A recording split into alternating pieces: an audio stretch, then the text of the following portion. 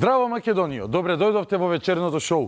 Следи брз преглед на најинтересните политички настани од минатата недела. За почеток, една нова политичка партија, која вчера или завчера се појави на политичката сцена, има брилијантна идеја, зголемување на минималната плата на работниците. Нормално да ја погледнеме оваа најнова партија со свежи нови идеи. Денес во услови на голема економска несигурност, како одговорна опозиција, предлагаме измени и дополнување на законот за минимална плата. Со измените предвидуваме минималната плата да се покачи на 27.700 денари.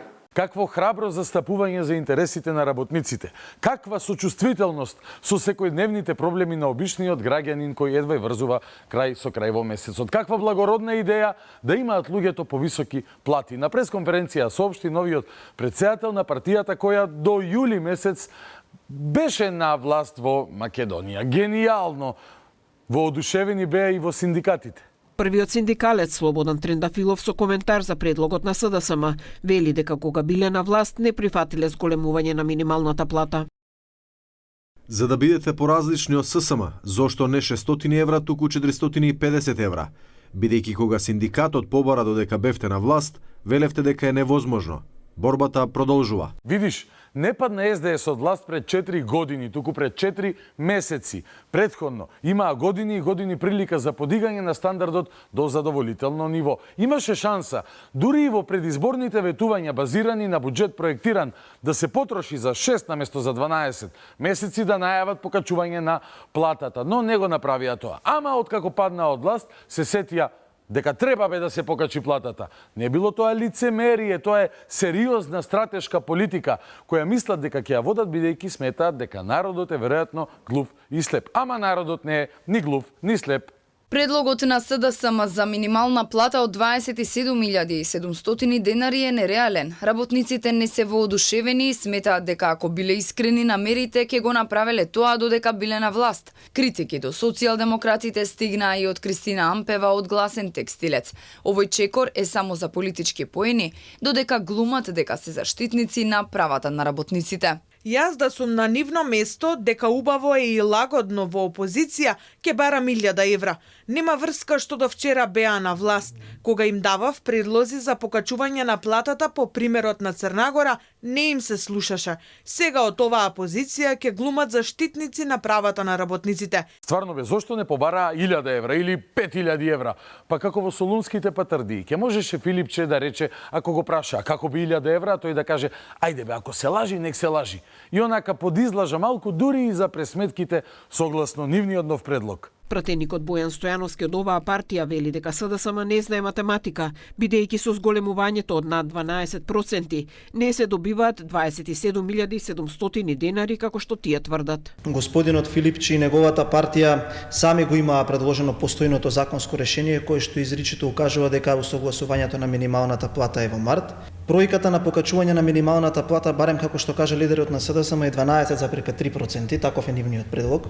Сегашната минимална плата изнесува 22.567 денари и ако додадете 12% нова покачување, платата би била 25.342 денари, а никако 27.700 денари. Ако математиката не е добра, да не ја правел бе оној со 3 часа во петок. Иако тој делува дека баш знае математика. 1 евро ваму, 1 евро таму, вкупно 2 евра.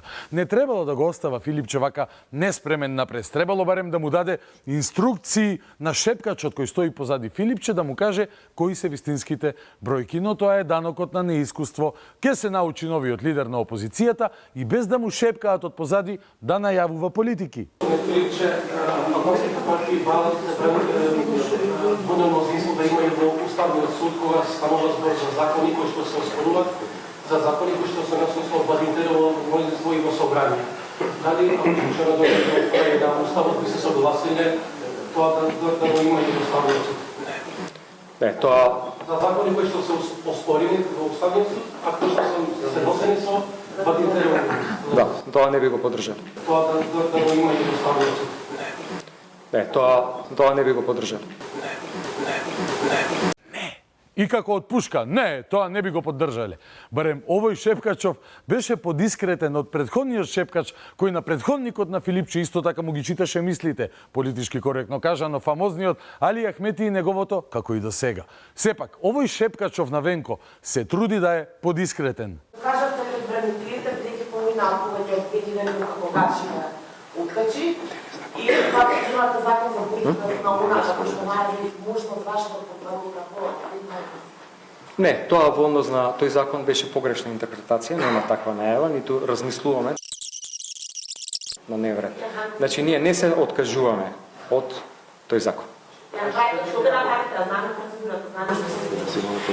Денес имаме координација, па ќе ви известиме за следните чекори. Денес комисија ќе имаме. Денес комисија ќе имаме. Колега, да не препишуваш? Не, си изборувам јас самиот со себе. Денес имаме координација, па ќе ви известиме. А во моментов координација немаат, изгледа само со опозиционите партнери од ДУИ, но тие и пак самите со себе немаат нешто многу координација последниве денови, па кога ќе настапат во јавност имаме вакви изјави. Urojmë që gjykata kushtetuese mos merr hapa si në rastin e deklarimit për katësisë etnike, si në rastin e balansuesit, pasi që konsiderojmë që gjithçka që cënon marrëveshjen e Ohrit, gjithçka që cënon bashkëtesën dhe kohezionin ndëretnik, mund të sjellë situata të palakmueshme dhe të padëshirueshme për vetë shtetin. Urojmë që ato të thrasin mendjes dhe mos lëshohen në avantura të cilat mund të kenë pasoja të parikuperueshme. Непоправливи ситуации, несовладливи последици, како нападот на Иран да го најавува генералниот секретар на ДУИ Фатон Ахмети, а едни протести кои ги зборуваа, накрај ги откажа. И разбирливо е, прва зима име во опозиција, не се навикнати на ладно време. Им препорачувам на ДУИ прво да започнат со реформи во партијата, има доста некредибилни луѓе меѓу нив. Им треба и адаптација во опозиција, така да прво беа протести, сега ми се чини поради ниските температури одлучија да се сретнат со граѓаните, нека се сретнат и убаво е. Прво беа протести, сега ми се чини поради ниските температури одлучија да се сретнат со граѓаните, нека се сретнат и убаво е. Убаво е, да, особено кога им требаше официјален партиски состанок во Мала Речица за да усвојат предлог да се сретнеле со граѓаните, браво. Царот кој живееше во замокот 20 и кусур години, реши да излезе и да го види народот, колку му било убаво додека тој го владеел, колку убаво си живеел народот. И пацифист е царот. Во една реченица неговиот велики везир најавува непоправливи последици и ситуации, а во друга вели протести? Не бе какви протести, Боже пази, никој од нас не спомнал протести, ние ке си имаме така средби со граѓани. Конечно, и ќе им објаснуваме работи неми. А ние ќе им објасниме на граѓаните за состојбите. Дали сега, денеска, живееме подобро од пред 5-6 месеци, година, дена и понатаму. Царски, браво! На средбите со граѓани кои ги владеевме 20 и кусур години, сега ќе им објасниме дека не живеат подобро од пред 5-6 месеци и година предходно, како и да беше и понатаму, го затварам цитатот на Арбар Адеми. 4 месеци има нова влада, а дуи меѓу електоратот ќе излезе со прашање дали ви е подобро денес отколку што ви беше пред 5 месеци. Па дај измена на закон да направиме на секои 6 месеци да има избори, ако е толкав периодот на оценка на работата на нова власт во една држава. Уште не се сменети сите директори од минатата власт, а Адеми ке прашува дали им било на граѓаните подобро. И после зошто нема протести, бидејќи требат луѓе за протести, не приказни. А како да ти дојдат? Кога во еден зајас, општината каде е роден нивниот лидер, нивниот кумровец на Зелената партија, зборувам, нели, се случува ова. По прекинот на работите на канализационата мрежа во Зајас, граѓаните збунети. 2 месеца се работеше, а потоа работите беа прекинати, а каналите останаа отворени. Улиците останаа уништени, а состојбата е таква и во неколку дворови од куќите. Оваа состојба создаде револт кај граѓаните кои бараат решение од општината. Леони че tu drejtohem qytetarëve të fshatrave të Zajazit, Greshnicës dhe atove në banime që përfshien, të kenë edhe pak durim, jam në përpjekje maksimale si kryetari tyre, si Fatmir, si institucion komun që të arrim të përsëri të vazhdojnë punimet në ato vendbanime. По 20 и кусур години се работело на канализационата мрежа, и после 2 месеци работа прекинале, и градоначалникот на Кичево во кој знае кој мандат вели, се обидуваме максимално да ги продолжиме работите. Па не трудете се толку максимално, одморете малку од напорната работа, ако не правите ништо, сигурно подобро ќе се одвиваат работите сами по себе.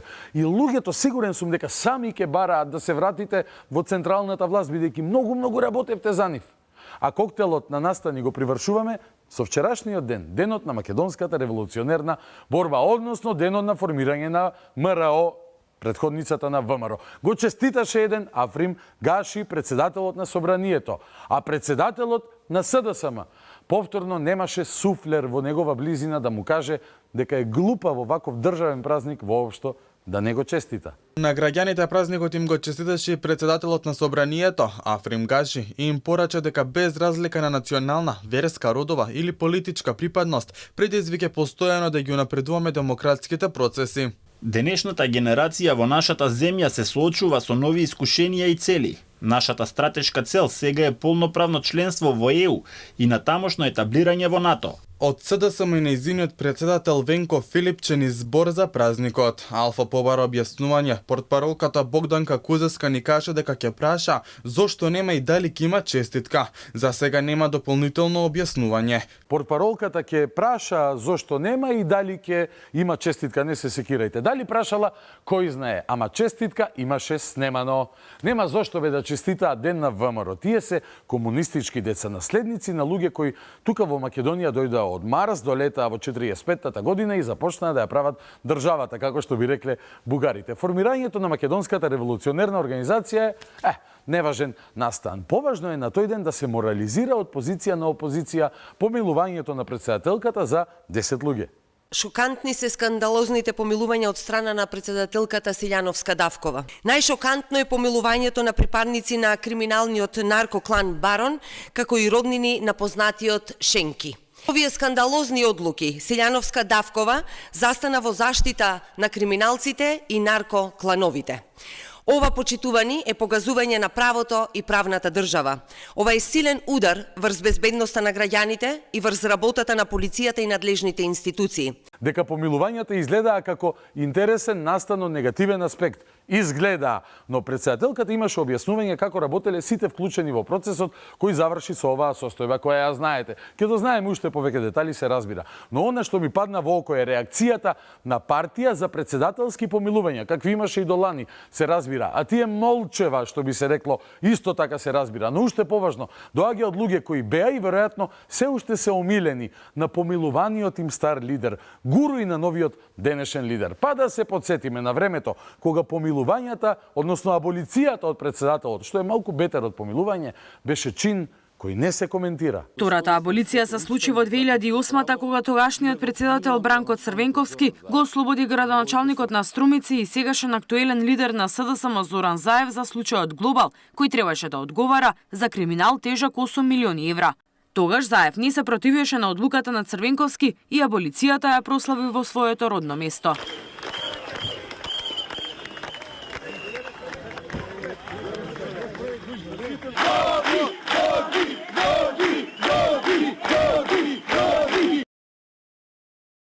Аболицијата, дадена од страна на председателот Црвенковски, нема да ја коментирам во јавност. Тоа е сепак негово уставно и законско право. Денес, ако ги прашате во СДС за оваа постапка, сигурно ќе одговорат дека одлуката на поранешен председател не се коментира. А денес помилувањата на Силјановска биле здружување со мафијата на целата власт. Иако само, на пример, во последниве 10 дена, вклучувајќи го и денот денешен, едно 50 луѓе осомничени за разни криминали се ставени во АПС, што баш и не беше случај предходно. И конечно, тешко е да се очекува дека за аболицијата на Заев би кажале лош збор од поранешната владеачка партија во Северна Кореја, во Северџанистан. Вакви најави какви што му подготвува ни за Ким Џонг-ун нема. Човекот кој докажа дека е политичар кој обединува, не прави и не поттикнува поделби. Живи луѓе има да јаве на после. Тој го создаде концептот едно општество за сите и сите нас, граѓаните, не внесе во НАТО. СДСМ ги разви општините кои беа опустошени, реализираше клучни стратешки цели Да им кажете дека Заев беше во Ландово и рече дека ќе ги бркаме.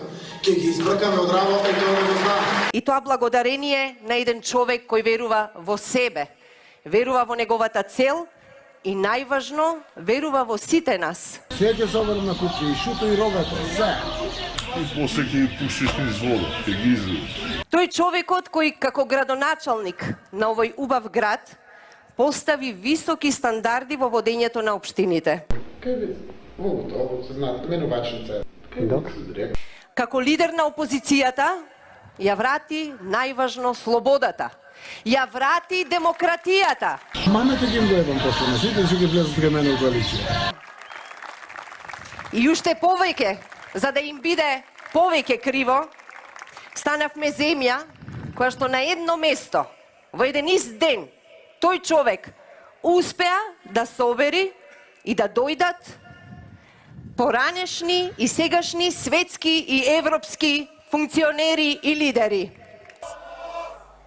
Мало сутра! Затоа што на чело на нашата колона имаме човек кој инспирира. Ние имавме 4 часа секој ден, среда и петок по 3. И шо ни фали? Јас премиер станав. Човек кој мисли еднакво добро на сите граѓани, без разлика на нивната партиска припадност. Денеска прошетав и денски овде во Прилеп и видов колку е убав Прилеп без членовите на ДПМН. Колку е убав Прилеп.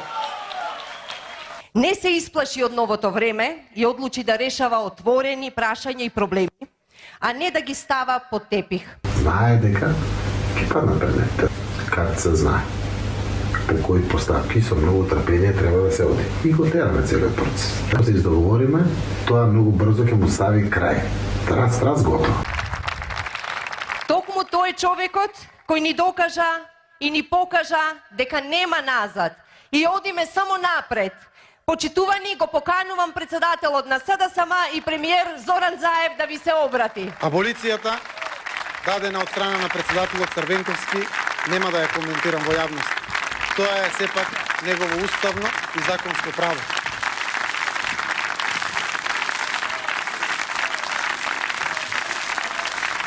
Мало сутра!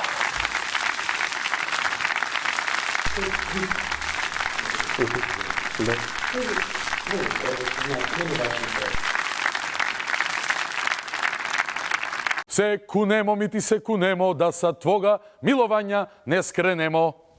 Одиме на разговорот во студио. Ќе биде интересно, ќе имаме многу интересен гостин, не ви го кажувам сега, ќе го дознаете многу наскоро. Останете со нас, започнуваме веднаш.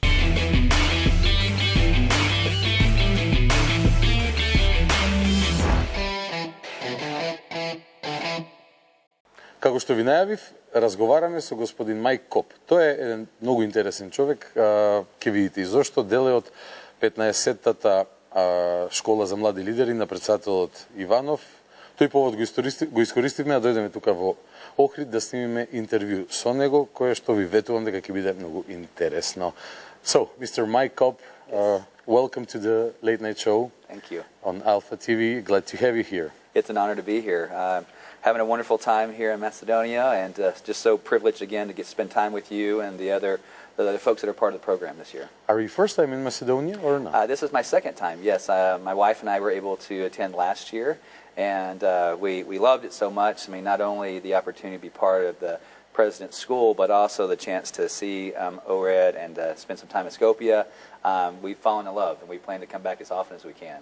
Great to hear it. So let's start with your lecture here. You're having a lecture here at the School of Young Leaders. So what was the subject of your lecture? And let's start from there. And I want to introduce you to the public, the people, to know what you do. Many things in your life, right? Yes. But interesting ones. But let's start from here. Okay. What will you teach the future leaders here in Ohrid?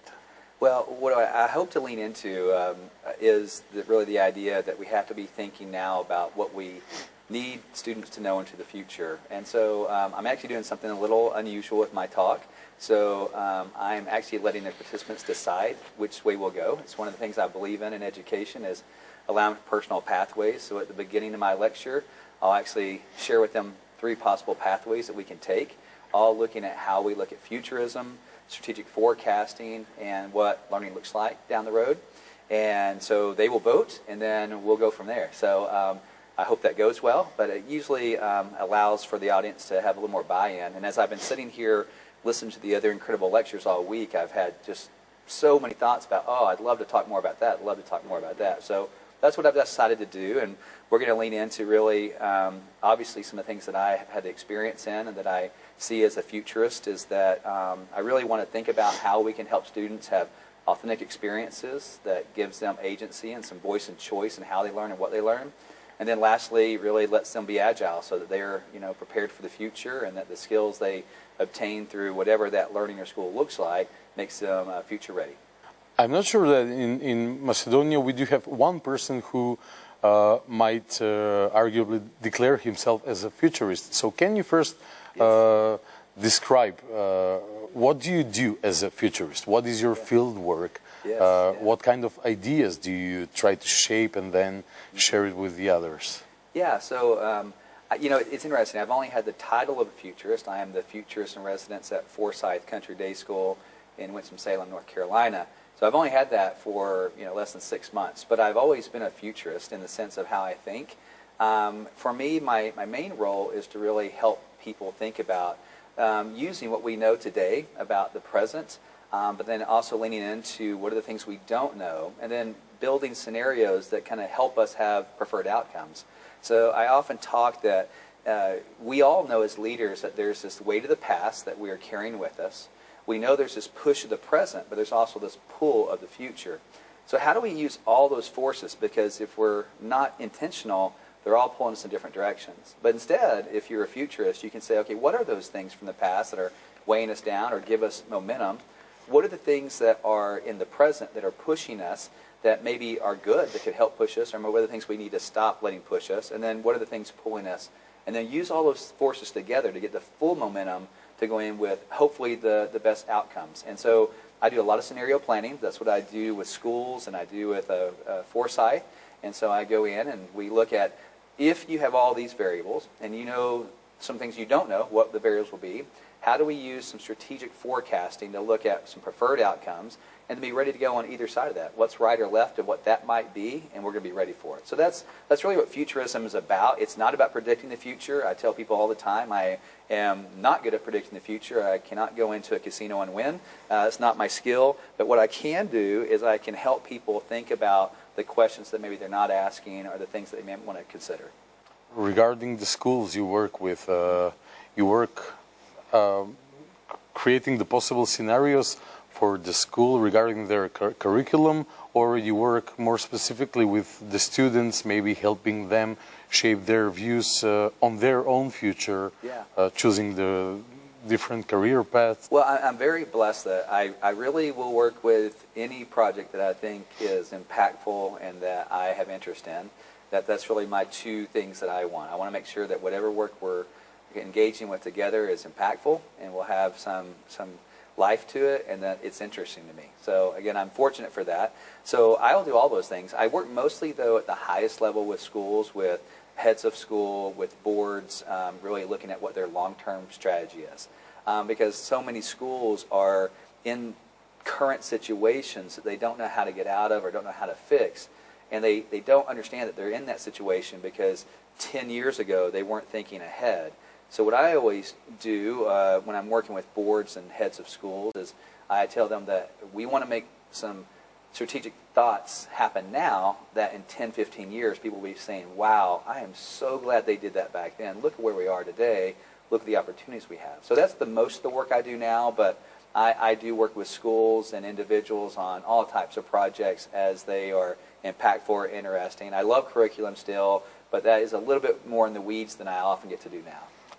Talking about your field of work, I'll try often to make comparisons with the situation in Macedonia, because when you say strategic planning, thinking 15 years ahead regarding the educational system, it's kind of hard for us to comprehend that because every new, maybe not every new minister of education, but every new government has its own educational plan. And in the States, it's a bit different, I guess. The schools, the boards you mentioned, the problems they're facing, are they of financial nature, or or is there a lack of interest of the students to go in some schools? Yeah. Because what are the main issues you work with with the schools in the It States? truly is.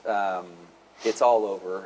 I work with a lot of schools. I mean, the firm I work with now, we've had over 150 school clients, and I don't know that there's any two that are exactly the same. But some of the common things that are really, I think, existing is financial sustainability for schools. How do you stay up with helping students have the best access to technology and to be future ready when some of those things are expensive and cost money?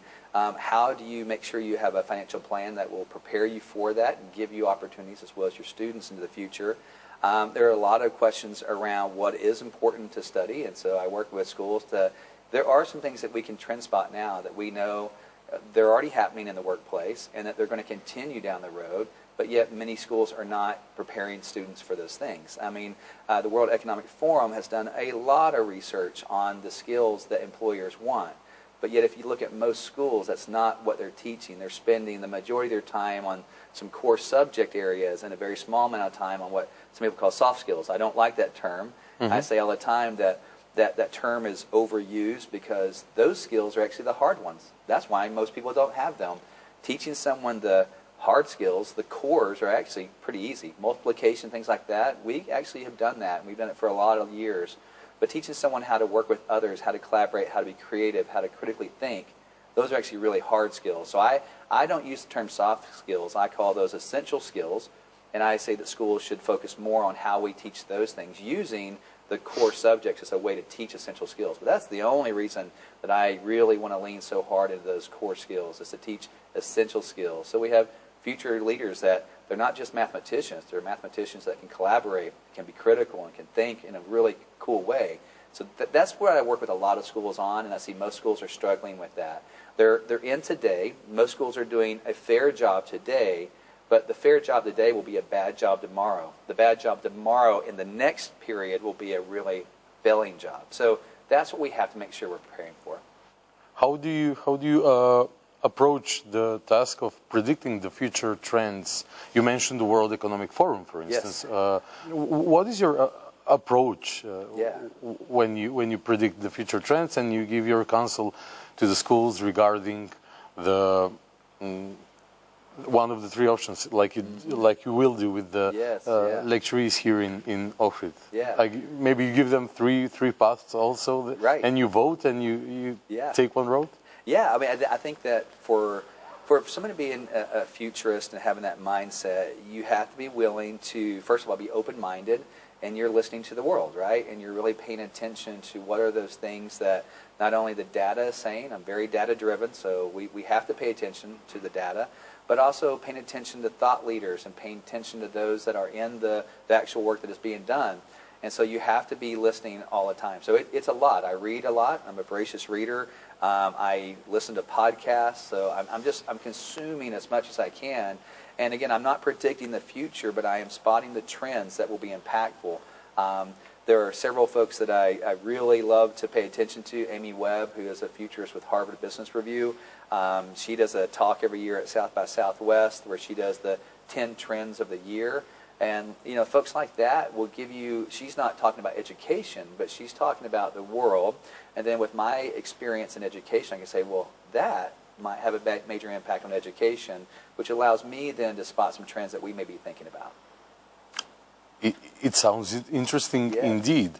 You're only second time here. I'd love to ask you the question regarding Macedonia, but I guess I will have to leave it for the next year or the year after. But that's a deal. We can do that. Feel free, even if nobody from the Ministry of Education invites you, please feel free to access our condition at the moment, because I think we really need to update our way of thinking about education. I guess kids here are not much different than kids anywhere, almost anywhere in the world. The modern trends, they're born with tablet computers, with phones in their hand, the books are less used, I guess, now than they were 20, 30 years ago. But the curiosity in one's mind, that's a thing that can push the society forward, right? 100%. And we have the brain drain issue here. How is it in the States? Because if Macedonian kids go to Germany, if German kids go to the United States, what happens there? Yes. Do you go outer space or where? Right. Well, let me circle back because I love something you said there, that first of all, there are certain contextual conditions that you always have to pay attention to when you're teaching a student, obviously, but children are children wherever you are. I just spent the last 2 years in Neom working where we had 100 nationalities represented there. And we had students that had 30 languages that were their native tongues. And what I learned for sure, I always believed it but doubled down on, is that children are children and that they're born curious. They want to learn, and it's our natural survival instinct to try to know as much as we can about what's around us. My really strong take is that too many schools in the world actually school the curiosity and the critical thinking out of kids by telling them what to know and how to learn it. And so I truly believe that some schools actually damage kids as much as they help them. And so I always want to lean into that. Like, listen, what we're doing, first of all, should be fairly easy, and it should be enjoyable and fun. And if you're not finding it easy and it's not enjoyable and fun, then you may be doing it wrong. Because I love working with children. I love giving them the chance to understand the world around them and learn more about it. And then to your point that there are a lot of differences in the world about how we approach education. There are certain methods and types of schools that I think unify us in some ways. The Montessori schools, International Baccalaureate schools, Waldorf schools, all of these mindsets have some really interesting ways that we can approach it where we are. The hope that we had in Neom is that we were going to help create a Neom Baccalaureate that unifies the world and saying this is what's important and help demonstrate that. I hope they still continue on that path. I know many of my colleagues are still working hard for that. But I think that is what, as a society and as a world, we could do together, is agree that we're going to work together to not just educate our children, but I want to help share our resources with your children and vice versa. And once we do that, then we're going to have a world that is future ready. I have a set of questions regarding Neom, but before we get there, what do you think? How do you foresee the relation between humans and AI? For instance, I guess you think of AI when you project the trends that Absolutely. Will be. AI, as well as really many of the areas of looking at robotics, looking at really how we think about computational thinking. People are talking about that as the future, and I keep reminding people that's not the future. That's the present. It's the past. Yeah, it's the past. Yeah. That's right. Yeah, I mean, machine learning's been around for 60 years. Even AI has been around for longer. If you carry an iPhone or a equal smartphone, you have AI in your pocket every day, so you're not avoiding it. It is part of our present and our past. I again, am optimistic by nature. I think that's why I'm a futurist. If you're a pessimistic futurist, you probably aren't going to make it very long. So I believe very much that AI is going to, if we use it correctly, allow us to have better lives, to allow us to have more time for things that matter, and that we can help kids learn faster, approach learning in an easier way, and then also give them more pathways and more personalization in it.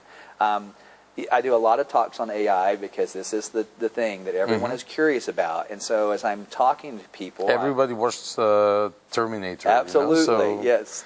There's a movie out now called Creator that I love that is the flip side of that. If you haven't seen it, I'd highly recommend it. Thank you. For the only movie I've seen so far where the AI is the protagonist. It is the winner.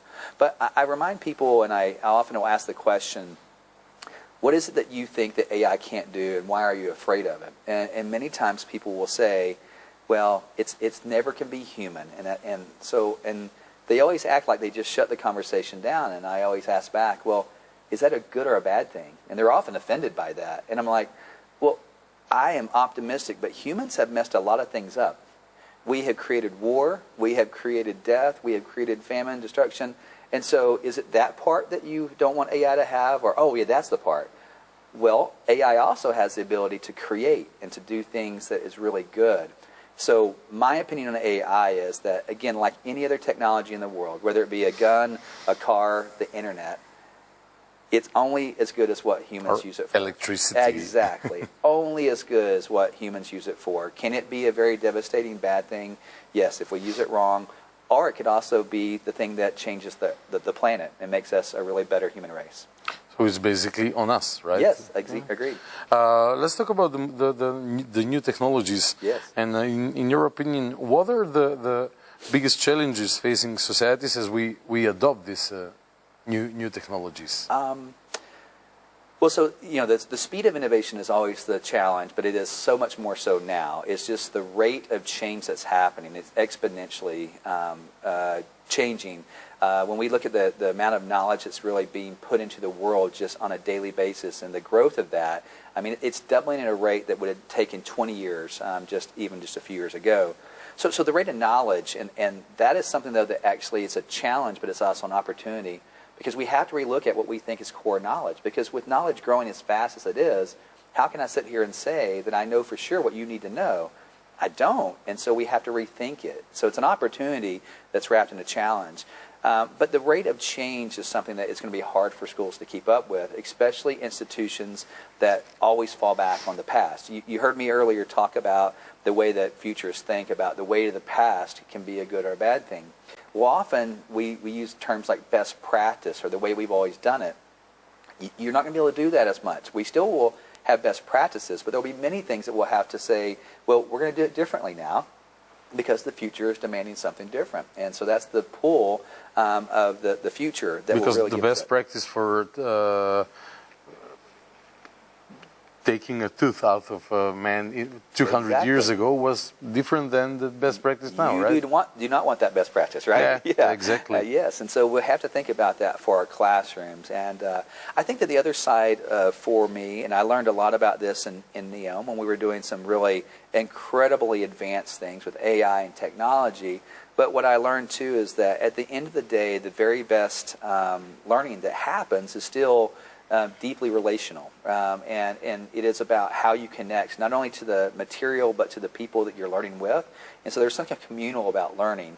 Not that you can't learn in private, but there really is no fun in applying knowledge unless you can do it with people around you in the world. So that's what we're going to learn into more. Now, like I have great friends, Adam in Ghana, who is leading the first ever virtual reality school in the United States, Optima Ed. He does an amazing job. Kids are in headsets, but they're getting to know each other and they're having a relationship even though they're virtual. Wow. Yeah, it's amazing. Is the VR still a thing? Absolutely, yes, yeah. VR, augmented reality, I mean, there are all types of things that are coming through, and the technology is getting so good now that it is, one, affordable, but also it's much more accessible and it has many more ways that you can use it. And so things like that, to me, are the things that we need to not be afraid of using technology because it makes us less relational. Find ways to make technology relational. I mean, like, I'm here in Macedonia right now. My wife's back in the United States. I've talked to her every night. That's an amazing gift, right? Yeah, of course. So, I mean, let's just not forget that there's all the ways that technology is actually very positive in our lives and that we can use that in the classroom as well. How do you... what would you suggest to a country the size and of Macedonia and the economic capacity of Macedonia to stay in the 21st century with the other countries, because the new technologies are emerging every day, and the bigger and the richer countries can move forward much faster than every other country in the world, right? Or if we compare Macedonia to some poor African country, you know, there is a big difference. Absolutely. And but we are that poor African country regarding the States right now. How do we stay on the same planet, figuratively? Yeah. Well, first of all, I'm an optimist, right? I see most challenges as opportunities. And so for me, for Macedonia, I see the size of your country and the incredible culture that you have. There's such a pride and camaraderie in your country that I see that as a huge asset. that I use the cruise ship and the speedboat analogy very often, right? A cruise ship has a lot of things on it that are really great amenities, but if you have to turn really fast and change course, you're not going to do that. A speedboat Great may not analogy. Have yes. So to me, Macedonia is a speedboat, and I would not suggest that you can spend as much as other countries, because you can't, or you likely won't be able to. But what you can do is create a mindset and a learning style with pedagogy that prepares them for whatever technology. I always say that, yes, make sure you have technologies that are future forward in your classrooms and your school, but you shouldn't be teaching those technologies. I mean, my goodness, they're going away, right? They're going to be gone. I want to really focus in on what type of mindset, what type of learner will do good with whatever comes. They're agnostic to technology, right? So they can just go forward. That is what Macedonia could do really well, right? In a country that is beautiful as this country, you could do place-based learning. I mean, there's no other lake like Lake Overt in the world. Why aren't students studying here every day, right? Like, those kind of opportunities are what make you a speedboat. Actually, that's such a great idea. Have you worked on some? Let's get back to your experience now. Tell me some of the most interesting projects you've worked on besides Neom. We'll talk at the end about Neom. For instance, learning in a beautiful landscape. Do some schools in the world actually do that? Absolutely. Really? Yes. Oh, yes. So I believe very deeply, as I mentioned earlier, about authentic learning, and I think that authentic learning gives you the opportunity to do place-based learning, right? Based on where you are. No one else in the world could have the kind of education that you could have here at Lake Overt with the unique species that you have here, the marine life, the oceanography, all the things that we could study here, no one else could do. So you talk about owning it. But what we find, though, is that when you're doing authentic learning, that students actually have more buy-in because the work is real and they actually want to show up for it. There's a reason to be there. It matters. So, like, for me, I have many stories. Some of my favorites are when I was at the school in Texas where I was head of school, we had the largest school learning farm in the state. And it really came out of the fact that I had owned a horse farm. My daughter's a big equestrian. It's a learning farm. Yes. What does it mean? So we had actually over 30 raised plots where our students raised greens that they went every day into our kitchen where the kids ate fresh food every day. Wow.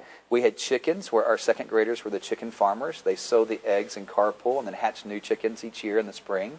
And this authentic learning, though, again, was teaching them massive amounts about math, science, and all the cores. But more importantly, the skills that I said are essential with collaboration, with creativity, and sustainability and that kind of mindset. But also, it was real. Like, if you were a child and you were thinking about coming to school, you felt like you needed to come to school because the chickens needed you that day. The crops weren't going to pull themselves. It's authentic. I didn't have to give them a grade because if your crops were growing, you made an A, and if it tasted good, you got an A+. If it didn't, you didn't make it. So authentic learning is super important. And again, this is something that I believe in Macedonia and other places, if they leaned in more, again, using the surroundings they have, that kids would have bigger buy-in. But how can you be more future ready than actually working on the problems that are around you in your own community? So that's what I believe deeply in. And we had many examples in the schools I've worked at. That's just one of the ones that I love the most, thinking about kids getting their hands in the dirt. And, you know, a lot of the things that I do with robotics and with fab labs and all kinds of those things, they're very cool and they're flashy. But even just going back and getting your hands in the dirt and being a farmer is today an innovative approach. And still learning about math, absolutely, physics, chemistry, it's biology. It's all there. That's amazing, right. amazing, inspiring example. Okay, so let's talk about the project you most recently worked on, just to give the Macedonian audience a little detail about Neom. Yes. You mentioned it a couple of times while we were talking. It's an basically urban development project in Saudi Arabia, in the northwestern part of Saudi Arabia. Especially part of Neom is the line. Yes. Right? Yes. So it's the original project was supposed to be a city on a horizontal line, yes. 170 kilometers, That's right? 100 miles. Yep. The project and the city would have been inhabited by 9 million people. No cars, zero carbon emission. That's right. Glass facade, or yes, that's right. yeah? Yes. So ambitious project. It's part of, correct me if I'm wrong, Saudi Arabia's Vision 2030. That's right. Because basically the rulers of Saudi Arabia, the MBS, the prince, yes. Knows that the oil won't be there forever. So he wanted to change the economic focus and the potential of the country, and these mega projects are a part of that strategy, right? Yeah. So started in 2017.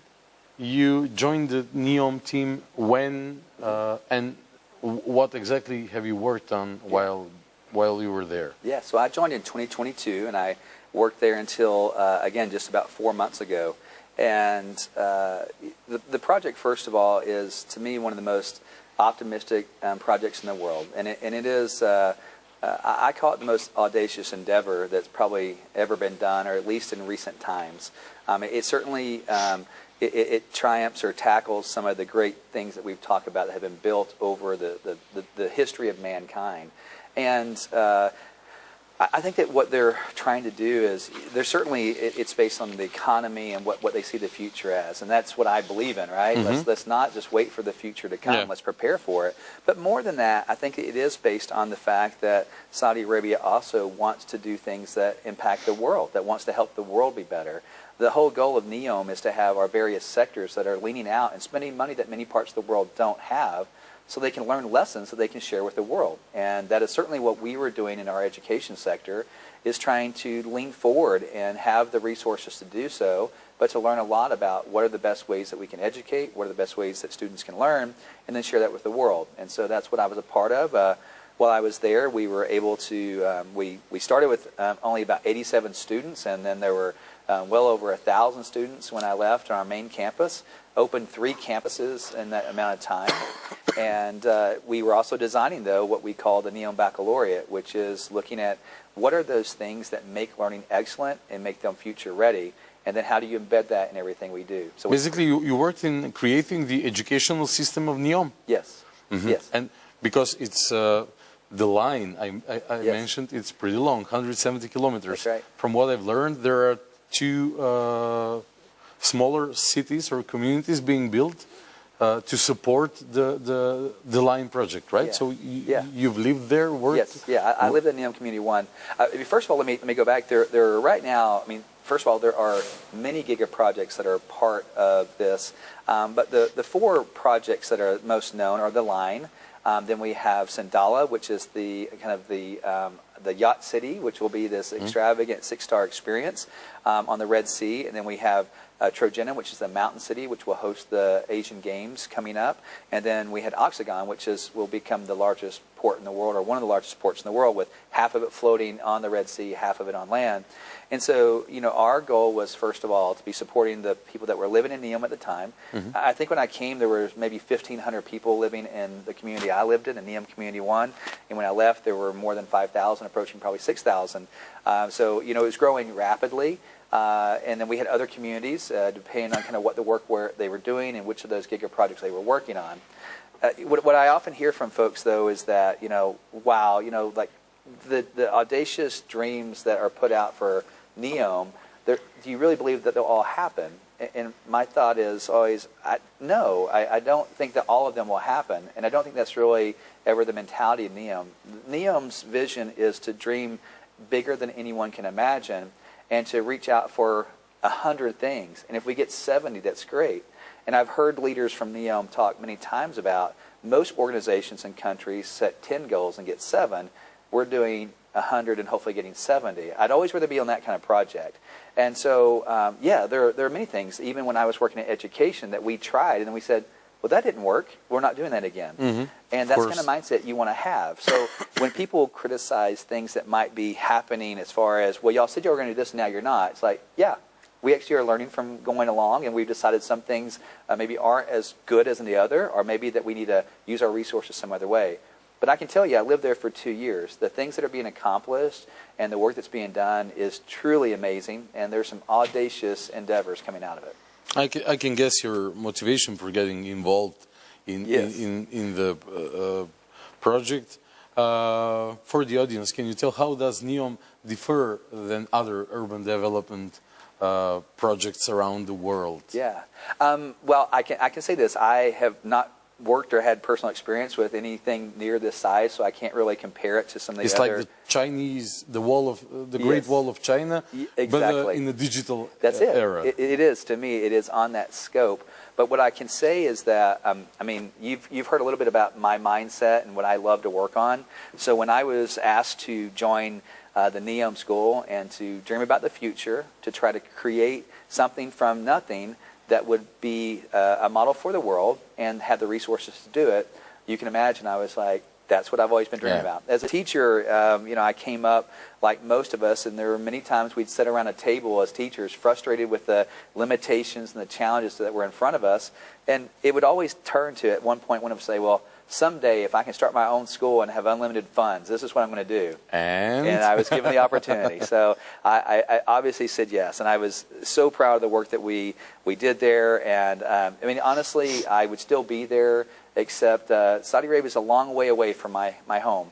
And after 2 years, it felt like that was what was needed for me to be back home. But given the opportunity, I would go back to that project or another giga project like it again, because I believe they are our hopes for the future. I believe that things like Neom are the ways that we can learn and pilot things, and then other places cannot have to have the same resources, but say, I see what's working there. Let's just try to do that in our own way.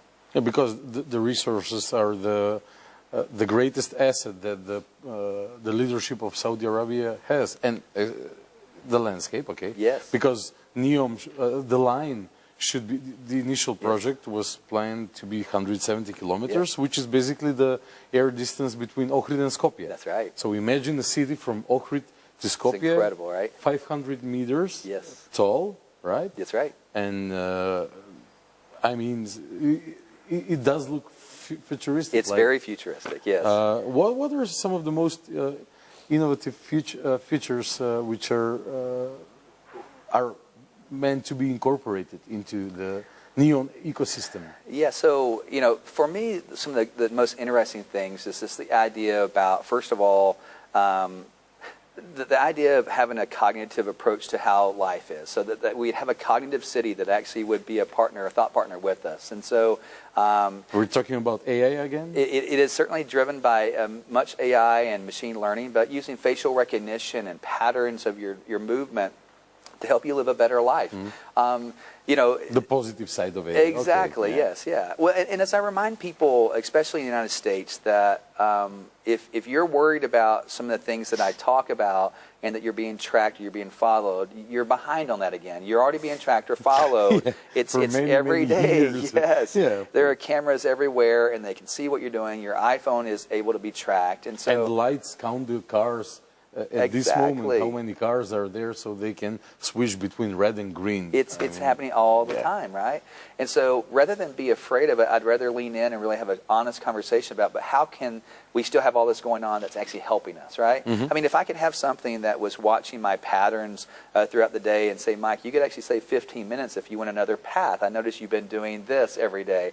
Please tell me that. I would love to know that. I would love to know if it had ideas about my health. I have no problem with it doing a biometric scan and then telling me, Mike, right now you're, whatever is low and you need some help. Right? I mean, I want those things. If I'm going to have technology... You're not afraid that the Big Brother will control you? Big Brother's already out there, and there's already control happening. What we don't do is we don't allow technology to help us because we are afraid. Like the thing to me, like one of the best examples is autonomous cars. And I know it's a controversial issue, but what's really funny is there's a great book that I read not too long ago, and it was called Are We There Yet? And it was talking about the advances in cars, all the way from the very beginning, but really leaning into today. And what it says is, basically, we've taken all the safety features that technology can allow us to do, and we have not applied those in a way that make us safer. We've only applied the things that people are okay with. Like, I'm okay with you dinging when I go across the lane, but I don't want you to actually pull my car back into the right lane right now. And so what we've done is that because of our fear, we haven't let technology help us. And so mine is be all in or be all out, right? Either say I don't want any of those features on cars, or we are going to let it help us drive and be safer. lots of evidence out there with many research studies that have been done that autonomous cars would save not only thousands but millions of lives a year. And so I'm for that if we can have it. I want technology to help us. And I think, again, it's all based on how we use it, though. Do I have worries that this could be used wrongly? Absolutely I do. But the only way we're going to have it be used correctly is having as many people engaged and have it be a real conversation and have people that are future ready. So have our kids come up not afraid. I had robots all over my office in Neom, and part of it was I loved it. It was fun. But also I wanted our kids to grow up not thinking robots are weird or it's scary to have one around, you know? I mean, and not because... Because they will eventually become a part of every household. Yes, they're going to be in every household. When you travel, you're not going to talk to probably a passport official anymore. You're going to be talking to a robot that has AI that actually can help you more efficiently than any one person ever could.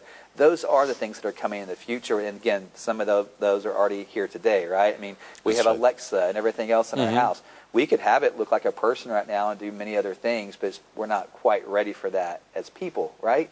Yeah, mentally we're not there. That's right, yes. But if we rely only on the opinion of the masses, you talked about the safety of the cars. Yes. I know that I read somewhere that when the safety belts were introduced, there were protests from the drivers. They did not 100%. want to use it. Yes. I remember very well, I was growing up in the United States when the laws came in the United States for the safety belts.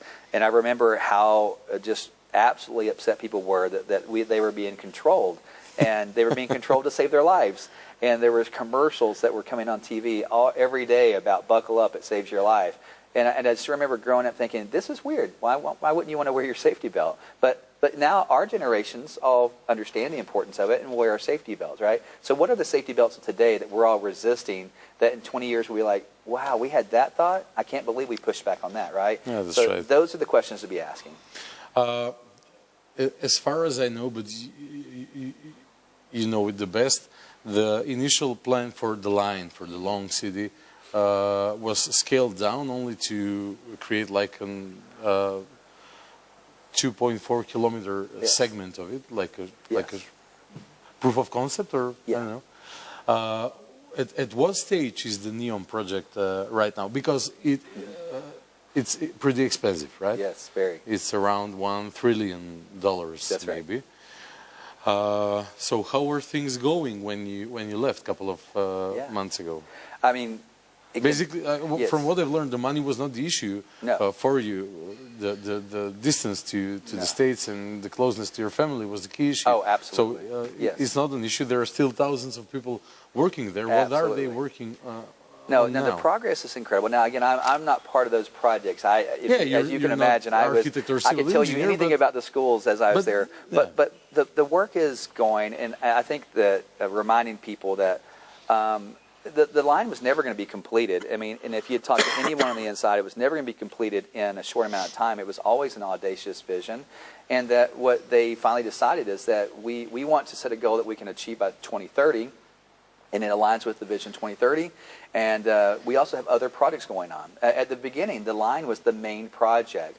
Since that time, I mean, I'm not exaggerating, we probably had 20 other giga projects that have launched. As you know, the Asian Games, we had the World Cup. There's lots of other things that Saudi Arabia has now been awarded.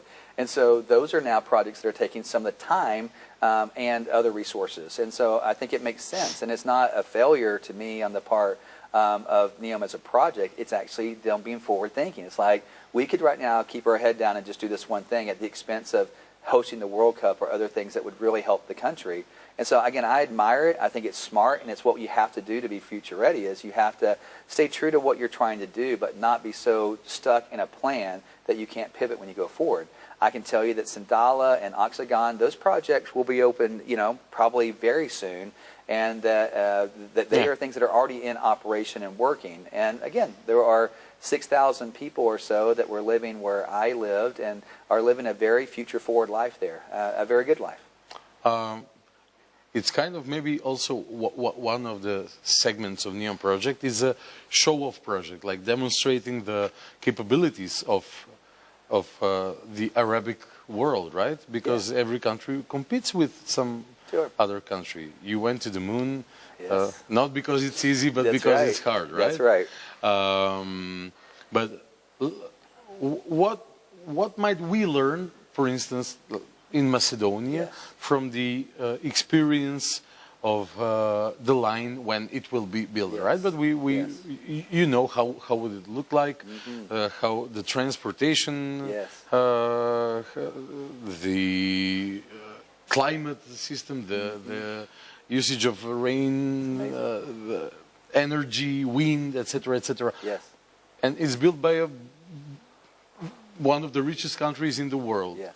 We cannot make the line in Macedonia, okay? But what might we buy for free from that experience, and maybe try to use it here? Well, I think there. Just to give you a heads up, when urban planning is in question, we are a mess. Okay. Yes.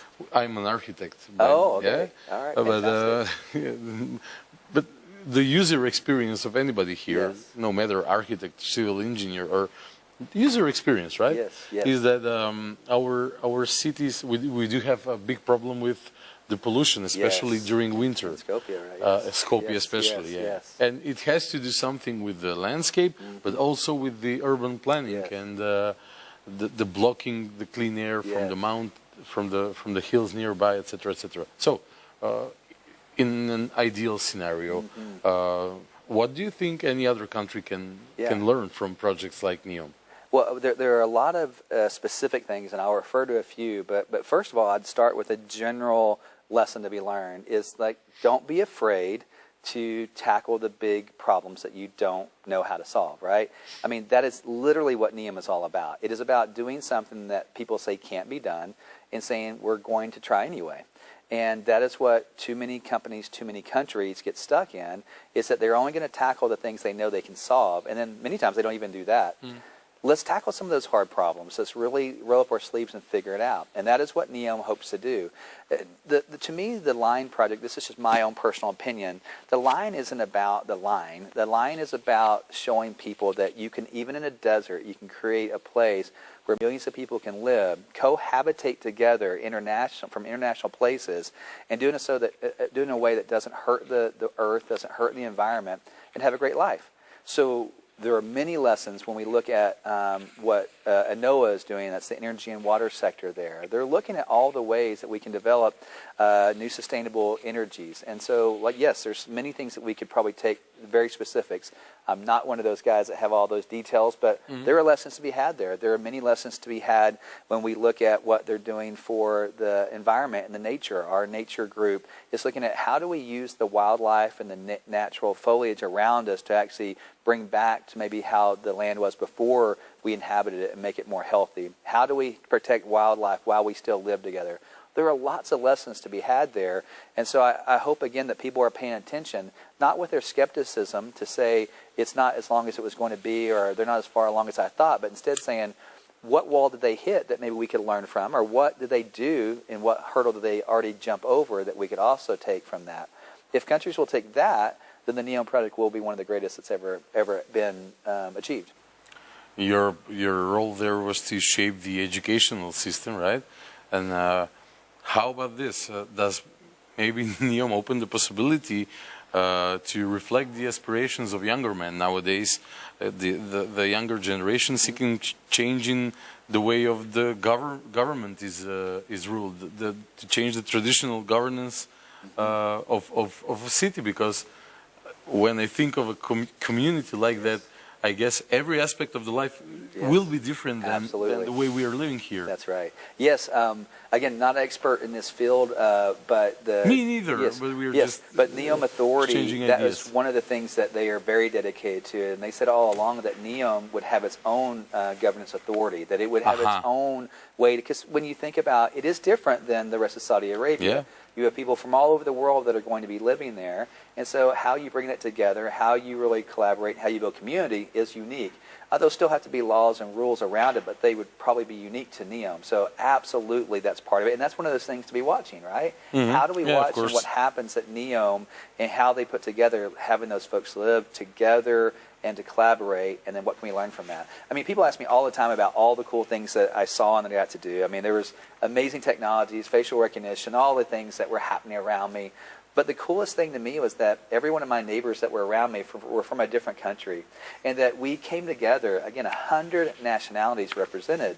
Think about that, and I don't know that we can name many other projects in the world, certainly not today, that have brought that diversity. At the smaller scale, right? Yeah. But the United States are yes. sheer example of that, right? But I will say, as someone from the United States, we do not all collaborate together on the same projects, and we're not working towards the same goals always. We have amazing individuality that make us so special, but also at times it makes things hard to get done.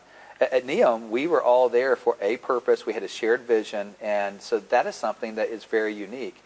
And there were challenges to that, but there are also huge opportunities. So, I hope the world will look at that. And, if nothing else, I think other countries can look at how do we bring together international coalitions like this to try to move certain ideas or things we're working on forward together, right? So that we're not in our echo chamber just trying to solve it just with our own knowledge and not just going out to experts that aren't part of us. Have people live there. I mean, I was vested in Saudi Arabia. I believe in it, and I love the people there.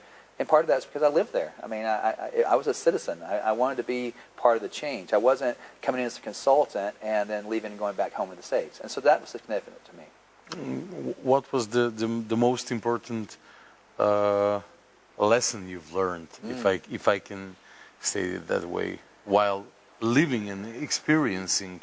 Yeah. I will not say working on Neom, experiencing. Yes, I like that. I actually, I often say that professionally I learned so much, and it was such a rewarding experience for me, but it is dwarfed by the personal growth that I had. And part of that was, it was different. It was a challenge for me to live in a place that I'd never visited Saudi Arabia before I moved there. And to know a culture and to have a community that was so diverse and be part of that led to incredible personal growth, but in all kinds of amazing ways. My wife and I, like I said, had such a deep affection for the people of Saudi Arabia with their hospitality and how they treated us, but also for their vision for the future. And being in that country at this time, they're doing lots of amazing things, but they're also at a point where they know that they're doing things that will change the way they look at their life. They're aware, yeah. Yes, and that's palpable. Like, you can just feel it, that people are excited about the future. And so, for me, the biggest lesson, though, it's just, be willing to dream, be willing to lean in. It was uncomfortable at times. I do not speak Arabic, and there are many times where I had to find a way to communicate with some of my colleagues, but we did, and we did it in an amazing way. And so that's the biggest lesson I think I learned, is that if you're comfortable, you might want to think about it, because comfortable is probably not going to result in anything new. Weren't you skeptical maybe when you heard of the project and the possibility of going there regarding the, I don't know if those are facts or propaganda, but the circumstances regarding the Saudi Arabia's treatment of people regarding the human rights, etc., etc.? Yeah. My thought on that is, first of all, I know what my ethical lines are and what I believe in, and that I won't ever cross. And so I knew that if anything, I would only add to value to ethical decisions that were being made. And I knew the work that I was being asked to do was not only ethical, but it was the highest regard for humans, right? It was education. It was making the world a better place. And anybody who has a history, which we all do, I don't think it's fair to criticize someone for history when in the moment they're doing really good things.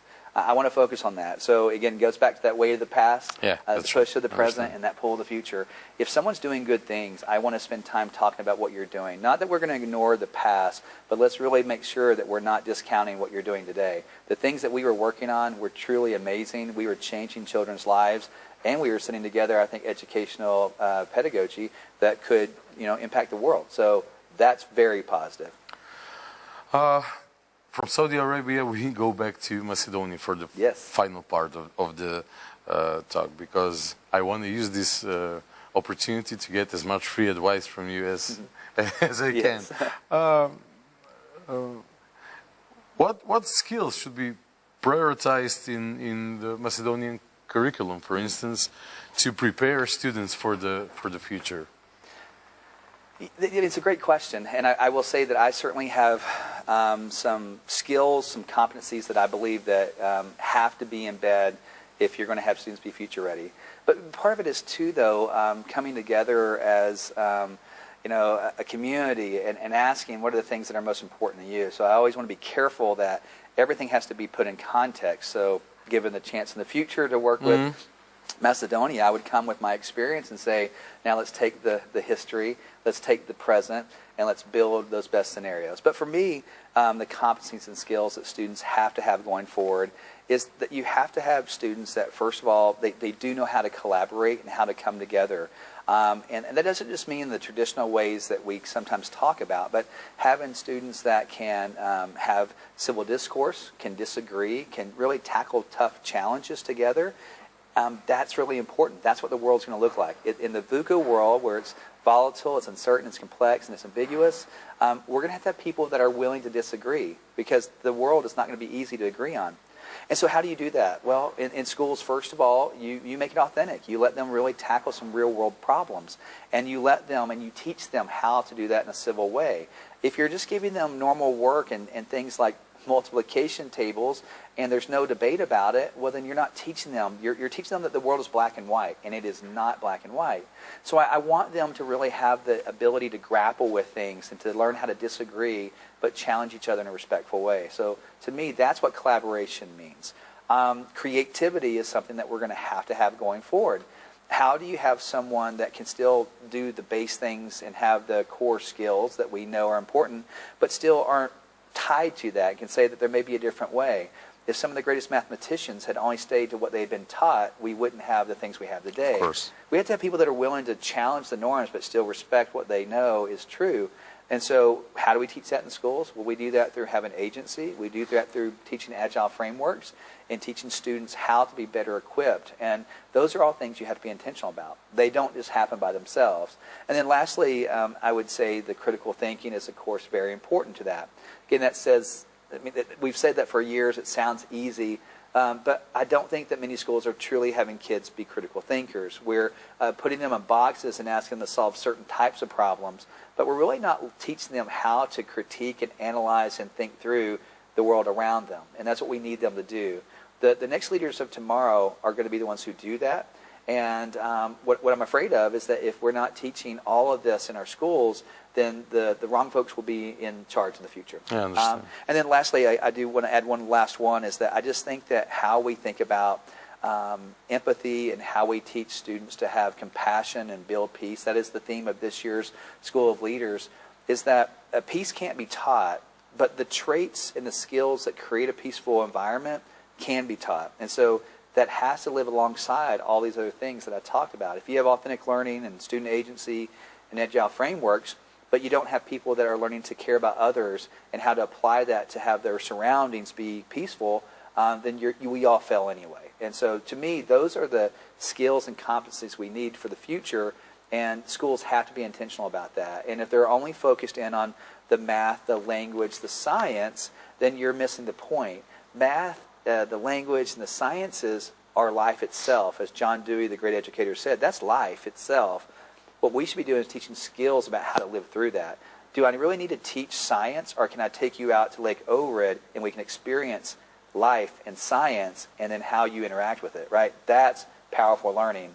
And if you ask people about their most impactful learning experiences in their life, I've never had it with thousands of people I've had a chance to talk to. Never had them say, well, it was this one math lesson, 7.1. It was great. It was the lesson.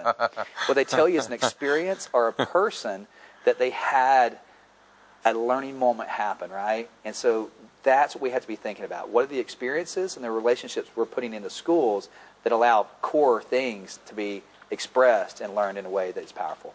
And two short questions. Yes. How do you motivate the teachers in the States, for instance, yes, or anywhere around the world you've worked? Because here in Macedonia, usually they're demotivated, yes, the potential teachers, yes, because of the salary and is the first. I mean, even if they are very fond of working with children, even if they want to teach the children to think, etc. If they cannot predict their own future, working like teachers, they won't do it. They'll try to do something else. Is there some easy peasy solution to this? I mean, is it that simple? Only to adopt new strategy to work to have as much bigger salary for the teachers that's possible, or there is something else? Yeah, well, it's not easy, but I will say there are several things that I encourage, and this is a lot of the work that I do. Well, I mean, because right now, globally, we have a teacher shortage that is happening. I mean, it's a global problem. Global problem, massive. In the United States, it's experienced it in a big way. We have more teachers that are retiring than are coming into the field right now by droves. And so we have to look at, one, what is the experience for teachers? But I think it always goes back to that we talk about student agency. Well, you can't have student agency unless teachers have agency. Hire good teachers that are professionals and give them the ability to make voice and choice in how they work their classroom. That is how you do it. You also do it through making sure that you have an environment where teachers do feel valued and that they feel like they're making a difference. I know I was a teacher, I've been in education for 35 years. I did not come into this for the money. I came into it because I believe I can make a difference. If you're not making the wages and you don't feel like you're making a difference in the work you're doing, you're not going to last very long. So let's make sure we're leaning into that. Let's really make sure teachers get not only to do the work every day, but get rewarded for that and get recognized for that. And so there are lots of ways that we can do that in educational environments. There are a lot of things that we're looking at now with the schools that I'm actually consulting, where we look at even things like sabbaticals for teachers and things like that. And we're going to have to reconsider what the school day looks like, both time and space, and how teachers interact with that. Because people are getting a choice to work in a hybrid model now or work in a different environment. And if schools are still, you're working 9 hours a day and going home working 4 more, and you do it every day of the week, they're not going to choose that, right? And yeah, so of course. There are ways that we can do it. And I have some examples of schools that are doing that right now, where teachers are actually sharing the load. So teachers come in on certain days of the week, another teacher comes in other days. And so we have to be creative in how we approach that. And we have to value teachers. If we just tell teachers, just put your head down and push through it, we're not respecting them as professionals. And so let's say, how can we help you have a better experience? How important is for the students to cultivate a mindset of lifelong learning? Because it doesn't stop, I guess, right? You learn new 100%. things every day. Every day. So one of my favorite questions, I'm kind of giving this out if I ever start interviewing again, but one of my favorite questions on my interview is my first one I usually ask, other than we get to know each other for a minute, but then I ask, what's the last thing you learned and how did you learn it?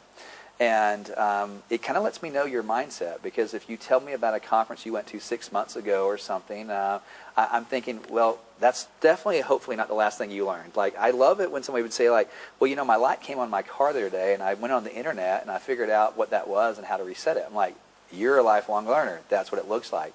Actually, my ABS light came on in the car 2 days ago. Just Google it, yeah, and then you got it, right? So you're it's a lifelong learner. On one tire, yeah. You're a lifelong learner. Everyone who drives old car is a lifelong exactly. learner. I love that. But I do think that the importance for us, so I'll give you one interesting fact that just came out recently, is that the students that are under the age of 10 in the world right now are going to be the first generation that will have a life expectancy of over 100, right? Wow. So that's pretty impressive to think about. It is. But when we think about what we used to do as schools, and we haven't changed our model, that we take students that are, you know, anywhere from 3 to 6, and they start school, or schooling, and then they are done by 18. Well, that was created in a model when the life expectancy was in the 60s. So now students are going to live to be 100, but yet we still have the same model. So if you're not a lifelong learner, you're going to be at a huge disadvantage in the future.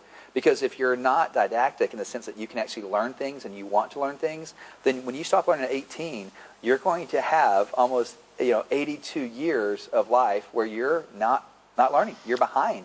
And so this is what we're doing. This is what we hope that the future of learning looks like, with authenticity, with agency, and those agile frameworks. Is we have people that will never stop learning. We're not teaching you things to know that will take you to 100 years of age. We're teaching you ways of thinking that will help you learn all the rest of your life. at the end, what is the single most important piece of advice you'd give to young people who are maybe entering the workforce today or entering the educational system? Oh, I think that the number one thing that I encourage students is just ask great questions. I mean, like, ask questions of me, ask questions of yourself, ask questions of your peers, and don't be afraid of that. And I know that's easy to say because there are some environments where questions are not welcomed. But the minute you give in to that, then you stop being that lifelong learner. You stop being able to actually move forward.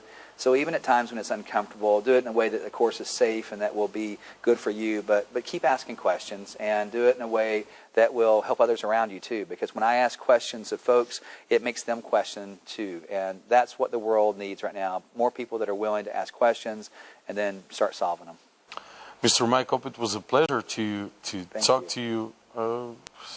Over 60 minutes they went like this. That was great, yes. Yeah, so please visit us again, and I'll use that opportunity also to talk to you again, hopefully, just to see what the future will bring for us and what can we do about it. Well, thank you for the opportunity, and again for all the hospitality that everyone in Macedonia has given. My family, I didn't mention it earlier, but my daughter is actually part of the program this year as well. Ah, bravo. So it is a family event for us that my wife and I have been here, and now my daughter's here, and we're just so grateful. Thank you. Great to have you here, so see you next time. Thank you so much.